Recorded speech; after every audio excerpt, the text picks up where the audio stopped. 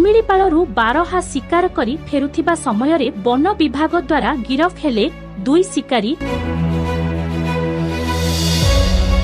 ଶିମିଳିପାଳ ଜଙ୍ଗଲ ଭିତରେ ବନ୍ୟପ୍ରାଣୀ ଶିକାରୀ ମାନେ सक्रिय थिबार खबर पाई करंजिया बनखंड अधिकारी श्रीकांत नायक निर्देश क्रमे ठाकुरमुंडा वनांचल अधिकारी तथा एसीएफ किशोर कुमार पाणिग्राही परामर्श अनुसार ठाकुरमुंडा उप वनांचल अधिकारी उमाकांत बेहेरा नेतृत्व में वन कर्मचारी माने शिकारी धरपगड़ करने को रात्र पेट्रोलिंग को जोरदार जारी रखिथिले। एही परिप्रेक्षी रे गतकाली राति रे धरपगड़ करी 2 जण बारहा शिकारी को गिरफ करने सहित सेमानंक पाखरु बारहा मास और शिकार मारणास्त्र मान जबत करिथिबार जणा जायछि। केसडीहा फॉरेस्ट सिंहराय पूर्ति ठाकुरमुंडा फॉरेस्टर विद्याधर महंत वनरक्षी सलमा हेम्ब्रम प्रमोद महंत एवं अन्य वन सुरक्षा सहकारी मानक सहयोगरे एही धरपगड़ होइथिला। शिमिଳିपाଳ पाद देशरे थिबा केसडीहा अंचल कदलीबाड़ी ग्रामर इंद्र बगलंक पुओ सनातन बगल जहांक